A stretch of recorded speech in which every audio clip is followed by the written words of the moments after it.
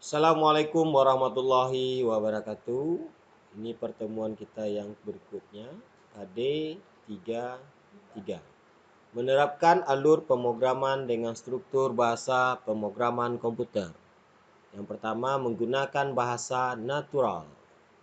Yang kedua menggunakan pseudocode. Dan yang ketiga menggunakan flowchart. Oke, mari kita bahas satu persatu. Next. Penggunaan bahasa natural dalam algoritma sering dijumpai pada algoritma di kehidupan sehari-hari. Seperti contoh yang ada pada layar, bagaimana prosedur atau urutan langkah dalam mengisi tinta printer. Lanjut. Contoh berikutnya adalah algoritma menentukan volume sebuah balok dengan bahasa sehari-hari. Algoritma volume balok. Input berupa panjang, lebar, dan tinggi balok dalam sentimeter. Output berupa volume balok. Langkah-langkah 1. Baca panjang. 2. Baca lebar. 3. Baca tinggi. Lalu yang keempat, hitung volume balok adalah hasil panjang kali lebar kali tinggi. Lalu tuliskan volume balok. Nah, itu yang kita gunakan kalau kita menggunakan bahasa natural atau bahasa sehari-hari. Ini contoh berikutnya juga ada algoritma hitung re-rata atau rata-rata. Input N, data berupa bilangan. Output adalah nilai rata-rata. Langkah-langkahnya, baca data ke-1, data kedua, hingga data ke N atau data-data berikutnya. Tergantung berapa yang kita inputkan. Yang kedua, jumlahkan data ke-1 sampai data yang terakhir kita inputkan. Jadi kalau ada 4 data yang kita inputkan, simpan dengan nama jum. Berarti kita berikan dengan nama atau variabel jum. Berarti data yang kita inputkan 4 kali akan disimpan dalam jum. Yang ketiga, bagi jum dengan banyak data atau n. Simpan dengan nama re-rata atau variabelnya re-rata. Kita tadi adalah menginputkan 4 data. Berarti jum ini nanti dibagi dengan 4. Lalu yang keempat, tuliskan re-rata sebagai hasil keluaran. Oke, next. Penyajian algoritma yang baik menurut Donald Irvin Knowles yang dikenal dengan Bapak Analisis Algoritma. Algoritma yang baik dan benar harus memiliki kriteria berikut ini. Input yang pertama. Input berarti dia harus memiliki masukan sehingga data itu nanti bisa diolah. Apa yang akan mau kita lakukan. Nah, setelah ada input, ada output. Lalu ada finite, definite, efficient. Itu yang perlu kita penuhi kriterianya dalam penyajian algoritma yang baik. Oke, lanjut. Kita masuk ke bagian kedua adalah bahasa menggunakan pseudocode. Artinya sebagai kode bayangan, yaitu bahasa yang mendekati kode pemrograman. Jadi kalau pemrogramer hampir menggunakan pseudocode untuk sebagai coret-coret untuk membuat sebuah aplikasi. Ini contoh bagaimana algoritma menghitung volume balok. Ini bahasa natural yang digunakan. Yang ini pseudocode. Ini bisa dilihat input panjang balok, lebar balok, dan tinggi balok adalah bilangan real. Real ini adalah tipe data untuk bilangan yang berkoma. Outputnya adalah volume balok bilangan real, sama tipenya. Langkah-langkah, masukkan nilai panjang balok. Yang kedua, masukkan nilai lebar balok. Yang ketiga, masukkan nilai tinggi balok. Yang keempat, hitung volume balok adalah hasil panjang kali lebar kali tinggi. Yang kelima, tuliskan volume balok. Keenam, selesai. Ini kalau bahasa natural. yang sehari-hari kita gunakan. Nah, kalau untuk seorang programmer, dia akan menggunakan pseudocode. Algoritma ini untuk menghitung balok sama. Cuma volume balok sudah diberi nama variabel. Volume kita singkat VB. Karena nanti syarat untuk memberikan nama variabel ada beberapa. Yang pertama, tidak boleh dimulai dari angka. Lalu tidak boleh menggunakan simbol-simbol khusus. Lalu kalau dia menggunakan jarak antara V dengan B, dijarakkan, harus diberikan underscore atau garis bawah. Jadi tidak boleh ada spasi. Yang sekarang kita coba singkatan saja. Volume balok, berarti kita beri nama variabelnya VB. Lalu panjang balok PB, lebar balok LB, tinggi balok TB. Nah, ini tipenya real. Kalau ini kan dipisah, input, output, panjang dia. Ini singkat. Lalu yang pertama read PB. Sama artinya masukkan nilai panjang balok. Jadi ini disingkat. Lalu yang kedua read LB, lebar balok. Lalu yang ketiga read TB, tinggi balok. Lalu yang keempat, untuk hitung volumenya kita tinggal bikin rumus. VB sama dengan panjang balok atau PB kali lebar balok atau LB kali tinggi balok atau TB. Lalu yang kelima, write atau cetak volume balok 6N. Jadi lebih disingkatkan. Oke, lanjut. Yang berikutnya adalah menggunakan flowchart. Flowchart adalah bagan-bagan yang mempunyai arus yang menggambarkan langkah-langkah penyelesaian satu masalah. Merupakan juga penyajian suatu algoritma. Nah, ini juga sering digunakan oleh pemrogramer. Flowchart itu adalah diagram alir. Bagaimana arah menentukan proses selanjutnya. Ada dua macam flowchart. Sistem flowchart, urutan proses dalam sistem dengan menunjukkan alat, ada input, output, serta jenis media penyimpanan untuk pengolahan data. Lalu yang keduanya adalah program flowchart, urutan instruksi yang digambarkan dengan simbol. Jadi nanti simbolnya ada urutan instruksi, nanti berdasarkan simbol itu kita buatkan urutan instruksi untuk memecahkan suatu masalah dalam suatu program. Lanjut. Ini contohnya. Start, mulai. Lalu print judul. Nah, nanti siswa-siswi boleh membaca modul yang Bapak taruh di topik bahan ajar garis miring modul. Nanti di sana ada bentuk simbol seperti ini apa gunanya. Juga dan slide berikutnya juga ada keterangan. Nah, ini alirnya, berarti panah ke bawah ini dia akan mengalir. Nah, di sini ada decision atau keputusan. Mau ke kiri atau ke bawah. Jadi umum ada yang ke bawah, ada yang kiri atau yang kanan. Berarti ada dua, ya atau tidak. True atau false. Nah, kalau iya, end dia programnya. Berakhir. Kalau tidak, lanjut. Di sini juga ada pilihan. Jadi ibarat jalan, mau ke kiri atau ke kanan, tinggal pilihan. Nah, karena di setiap pilihan itu juga ada keputusan. Nah, seperti ini. Dari sini, lalu ada kondisi kode sama dengan P. Kalau iya, print, berarti cetak nama, alamat perempuan. Kalau tidak, di sini balik lagi ke atas. Oke. Lanjut. Simbol-simbol flowchart, flow direction symbol atau simbol penghubung alur. Yang kedua, processing symbol atau simbol proses. Yang ketiga, input output symbol, simbol input output. Next, lanjut. Nah, ini dia. Ini yang start tadi.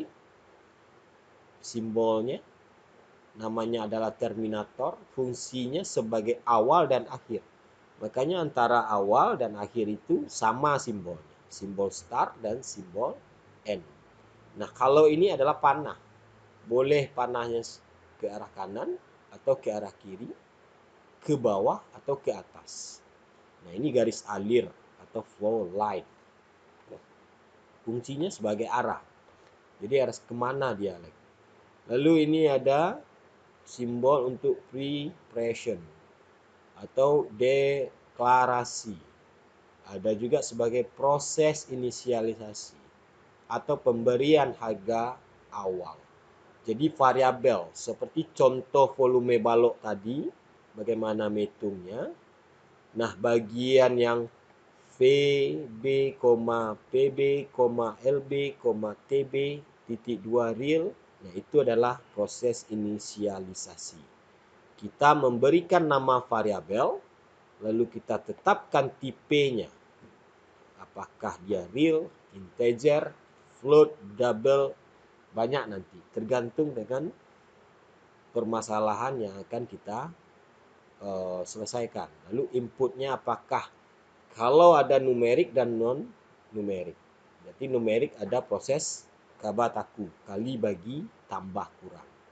Berarti itu dideklarasikan. Lalu ini ada 4 persegi panjang, namanya itu proses. Fungsinya itu proses hitung, mengolah. Kalau seperti contoh volume balok tadi, VB sama dengan PB kali LB kali TB. Nah, berarti simbolnya, rumusnya di dalam ini simbolnya, karena diproses. Kalau ini bisa read, bisa write simbolnya. Bisa di atas nanti untuk input, bisa output di bawah nanti. Ini adalah informasi, bisa proses input atau output data. Next. Kalau ini adalah permulaan subprogram. Nah, nanti kita jarang. Kita hanya sampai kepada program sederhana saja. Nah, kalau ini nanti adalah decision atau percabangan, perbandingan pernyataan atau penyeleksian data yang memberikan pilihan mau ke kiri atau ke kanan, seperti yang contoh tadi. Lalu yang bulat ini adalah on-page connector, penghubung bagian flowchart pada satu halaman. Jika kita membuat suatu aplikasi yang banyak, jadi satu halaman itu dia nyambung ke halaman bawahnya. Jadi kalau berupa buku, kita tinggal bikinkan konektor, kasih kode angka 1, berarti di halaman berikutnya kita kasih kode, berarti ini sambungan dari nomor 1. Kalau ada beberapa berarti kasih nomor 1, 2, 3, 4. Jadi pada halaman berikutnya kita tahu ini berarti sambungan dari nomor 1, nomor 2, nomor 3, dan nomor 4. Penghubung bagian flowchart yang berbeda pada halaman yang berbeda. Ini hampir sama juga. Jadi ini fungsinya ada yang dipakai seperti ini, ada yang dipakai seperti ini. Oke, lanjut. Pembuatan flowchart. Tidak ada kaidah yang baku. Flowchart sama dengan gambar hasil analisa satu masalah. Jadi seorang programmer rata-rata sebelum dia membuat sebuah coding program, dia akan menganalisa masalah. Nah, setelah analisa masalah, dia akan bikinkan flowchart sebagai langkah untuk memudahkan mereka dalam membuat sebuah aplikasi dalam pemrograman. Supaya tidak ada terjadinya ambigu atau kebingungan. Program ini nanti non responding atau error. Jadi itu dibuatkan flowchartnya supaya minimal dia error. Lalu secara garis besar ada 3 bagian. Ada input, proses, output. Pasti ada input, diproses dia, pasti ada output. Kalau input misalnya angka 2, prosesnya sama misalnya 2 kali 2, berarti outputnya 4. Itu dia. Oke, lanjut. Pembuatan flowchart. Hindari pengulangan proses yang tidak perlu. Makanya tadi penyajian algoritma termasuk ini salah satu adalah efisien. Jadi yang pertama pembuatan flowchart, hindari pengulangan proses yang tidak perlu dan logika yang berbelit sehingga jalan proses menjadi singkat. Jadi kita cut atau kita potong atau kita buang mana yang tidak perlu. Proses itu jadi singkat. Tujuan kita tercapai dan tidak ada errornya. Jalan proses digambarkan dari atas ke bawah, diberi tanda panah untuk memperjelas. Makanya tadi ada arrow line. Tanda panah jangan lupa, mau ke kiri, mau ke kanan, ke atas, atau ke bawah. Sebuah flowchart diawali dari satu titik, start, simbol tadi, lalu diakhiri dengan N. Jadi kalau di start tapi tidak diakhiri N, maka maka program itu dia akan jalan terus tanpa berhenti karena tak terhingga. Kalau tidak terhingga, lama-lama komputer atau laptop atau apapun alat yang menjalankan dia akan menjadi non responding atau error sehingga menimbulkan panas. Nah, ini salah satu metode untuk seorang hacker membuat sebuah virus. Dia merandom terus program itu sampai tidak berhenti, sampai akhirnya alat itu menjadi panas dan down dia. Nah, di saat itulah si hacker itu masuk. Jadi untuk sebuah pemrograman ini juga harus diperhatikan prosesnya, jangan berbelit-belit. Lanjut next, ini contohnya. Approach start, order burger. One freeze berarti mau digoreng, ada ingin goreng, kalau iya order, lalu lanjut. Kalau tidak ada yang mengorder freeze, langsung saja. Apakah ada pertanyaan, apakah ingin minum? Kalau iya order, kalau tidak lanjut. Jadi kalau di sini order burger, lalu tidak, lalu ini tidak, lalu tinggal bayar. Tapi kalau di sini order burger, lalu mau juga ada gorengan, boleh order, kembali ke sini, berarti sudah membawa burger dan gorengan. Lalu di bawah lagi ada ingin minum, kalau iya order, berarti setelah di order ke sini lagi, berarti sudah ada burger, sudah ada fish, sudah ada drink, lalu pay cashier untuk orang yang pertama. Nah, orang berikutnya mungkin order burger, dia tidak ingin gorengan, lanjut. Dia juga tidak ingin minuman, lanjut. Dia tinggal membayar burgernya saja. Nah, itulah contoh penggunaan flowchart. Sehingga memudahkan nanti si programmer membuatkan aplikasi ini. Ini contoh pembayaran di sebuah mungkin di waralaba tentang menjual burger. Oke, lanjut. Nah, ini juga ada contoh. Nah, ini sambungan tadi yang Bapak katakan. Ini A, berarti kalau di sini berarti A. Nanti kalau ada banyak sambungan kita kasih A, B, C, yang mana nyambung. Oke, ini contohnya. Input hitung sisa bagi antara bilangan dengan 2. Apakah sisanya 0? Jika iya, cetak ganjil.